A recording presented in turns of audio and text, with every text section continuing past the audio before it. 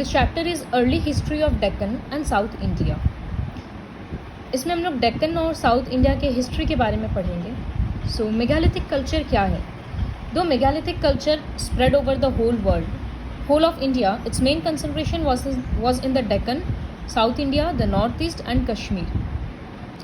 2nd century तक this region was the home of people who buried their dead and erected big pieces of stones called megaliths around the graves. वो लोग क्या करते थे, इस तरह से जब कोई किसी का डेथ हो जाता था तो डेड बॉडी के आसपास इस तरह से बड़ा बड़ा पत्थर रख देते थे। इसी स्टोन्स को मेगालिथ्स बोलते थे। तो कल्चर का नाम हो गया मेगालिथिक कल्चर और लोगों को बोला जाता था megalith builders. Large number of stone monuments have been found mostly in granite areas. जहाँ ग्रेनाइट ज़्यादा मिलता है, जो कि एक मिनरल है, वहाँ पर इस तरह का मॉन्यूमेंट्स काफ़ी ज़्यादा कॉमन है, स्टोन से बना हुआ। Very often, an entire site was marked by placing huge round stones in a circle. These stone circles were the first indication of megalithic culture in South India.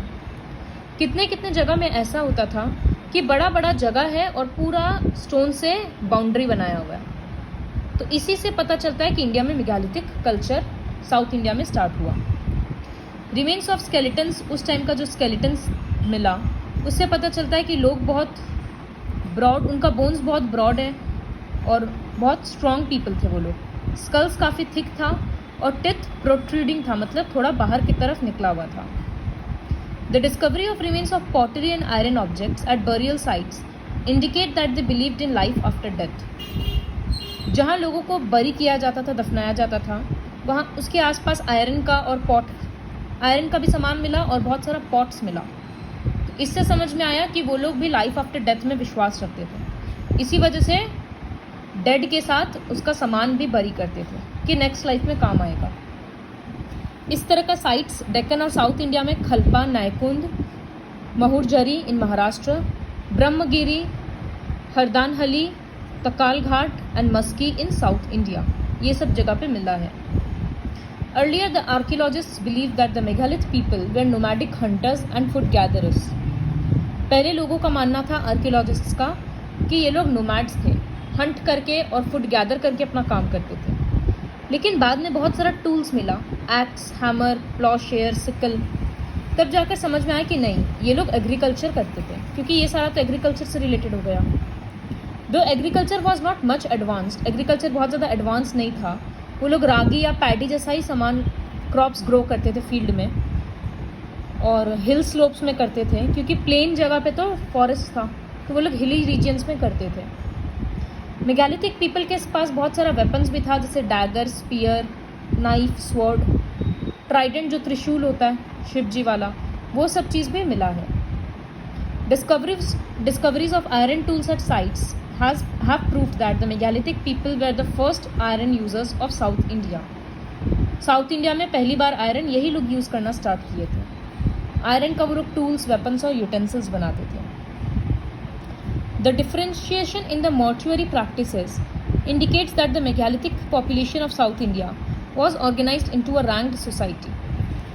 Mortuary practices मतलब death से related जो भी rituals practices है, तो अलग अलग cast का mortuary practices मतलब बरी करने का सिस्टम अलग अलग होता था। तो इससे समझ में आया कि मेगालिथिक लोगों में भी कास्ट का सिस्टम था। कोई कास्ट हाई था, कोई कास्ट लो था। जो पॉटरी का रिमेन्स मिला उससे पता चलता है कि पॉट्स वगैरह काफ़ी अच्छे से बेक्ड था और वेल फायर्ड था, और वो लोग क्लियरली अपने पॉट्स को व्हील से बनाते थे। The remains of the pottery have been found are mainly in black and red colors. कुछ पॉट्स तो अभी तक शाइनी है। पॉटरी में बहुत सारा कुछ इंस्क्रिप्शंस लिखा हुआ है, which may be the trademarks of the potters, may be वो पॉटर्स का अपना साइन करने का तरीका होगा।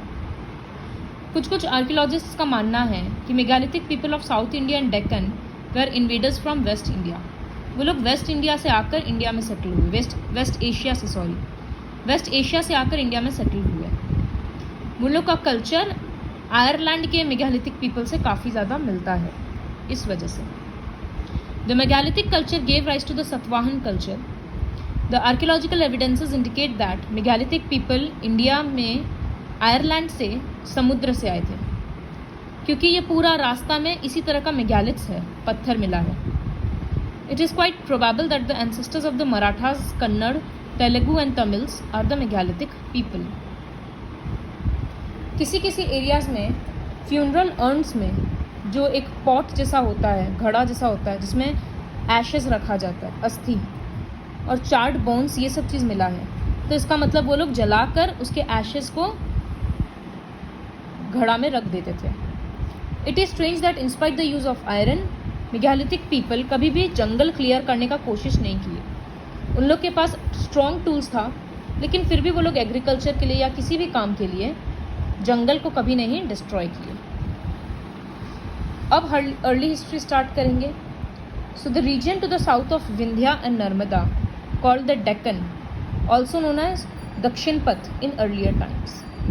नर्मदा रिवर और विंध्या माउंटेन्स के नॉर्थ में जो साउथ में जो रीजन है, जैसे यहाँ गुजरात है और ये महाराष्ट्र है, तो यहाँ से नर्मदा फ्लो करता है, तो उसके साउथ का रीजन को, नीचे के रीजन को डेक्कन बोला जाता है या दक्षिण पथ। पहले सतवाहन्स यहीं पर डेक्कन में एमर्ज किए।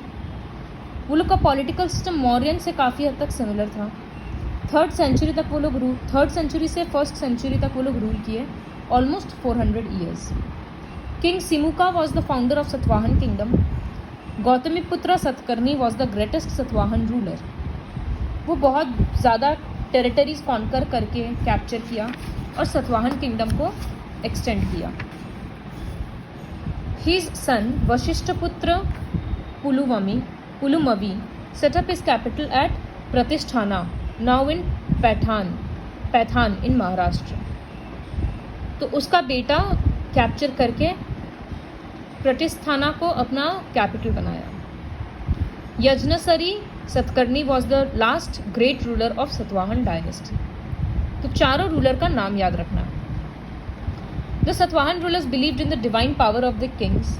उन लोगों के लिए किंग बहुत महान था। वो लोग अपना टेरिटरीज को छोटे छोटे किंगडम प्रोविंसेस में डिवाइड करते थे, जैसे कंट्री को स्टेट में किया जाता है, ताकि अच्छे से रूल कर पाए। वो लोग हिंदुइज्म फॉलो करते थे, विष्णु और शिव को वर्शिप करते थे। मेनी बुद्धिस्ट चैत्याज मतलब टेम्पल्स एंड विहाराज मतलब मोनेस्टरीज भी इस टाइम पे बिल्ड किया गया था। Rock cut chaitya hall at Karle in Pune is a fine example of cave architecture. They also built beautiful stupas. The stupa at Amaravati has carved panels depicting scenes from the life of Buddha. Amaravati में जो स्तूपा मिला है उसमें बुद्धा के लाइफ का सीन्स को कार्व किया गया दीवारों पर। The Satavahana rulers build roads and ships to encourage internal and external trade. वो लोग ट्रेड एनकरेज करने के लिए शिप्स बिल्ड किए, रोड बिल्ड किए। तो उन लोग का फॉरेन कंट्रीज़ के साथ भी ट्रेड रिलेशन था, जैसे Rome, Arabia, Iran, Egypt, Burma, Malaya. वो लोग क्या सामान एक्सचेंज करते थे? वाइन, कॉपर, टिन और प्रीशियस स्टोन्स। इतना अच्छा डायनेस्टी था जो 220 CE में ख़त्म हो गया। The empire came into the hand of Rashtrakutas in Maharashtra, Pallavas in Kanchi and Ikshvakus in Andhra region. तो वो पूरा सतवाहन किंगडम 3 हिस्सा में डिवाइड हो गया। Next is south India. The territory on the south of river Krishna and Tungabhadra, extending up to Kanyakumari, is known as South India or Carnatic region. तो Tungabhadra river से लेकर पूरा कन्याकुमारी तक, जो कि लास्ट टिप है, वहाँ तक के रीजन को साउथ इंडिया बोला जाता है या Carnatic reason.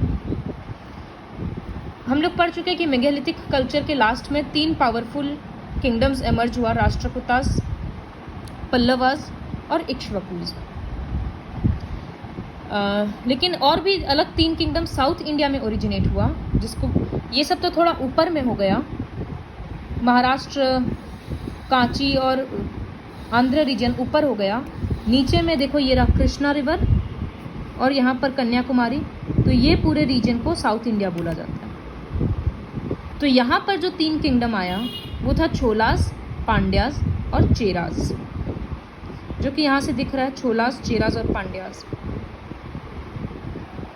Sangam literature is the main source of information of this period, though we also find its references in Ashoka's inscription, Mahabharata, Jataka's stories and travel accounts of foreign travelers. Cheras, Pandyas और छोलास के बारे में महाभारत में भी मिलता है, अलग अलग स्टोरीज़ में भी मिलता है, फॉरेन ट्रैवलर्स जो बुक लिखते थे उसमें भी मिला है, लेकिन मोस्टली संगम लिटरेचर से मिलता है इन्फॉर्मेशन। तो संगम लिटरेचर क्या है? Tamil poems represented by poets at Sangams. Sangam basically meetings होता था, इवेंट जैसा था जहाँ पर बहुत सारे लोग एक साथ में इकट्ठे होते थे। So Tamil poems represented by poems at Sangams describe, Sangam फिर बुक हो गया जहाँ पर बहुत सारा इवेंट्स और कंडीशंस लिखा रहता था। उस बुक को संगम लिटरेचर बोला जाता है। तो उसी संगम लिटरेचर से सोर्स ऑफ इंफॉर्मेशन मिला। 3 संगम्स मतलब 3 मीटिंग हुआ मदुराई में over a period of 3 to 4 centuries।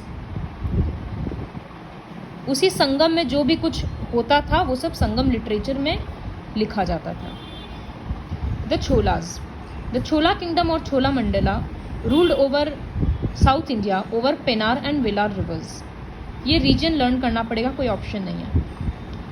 The extent of their rule was always changing due to defeats or victories in wars with the neighboring regions।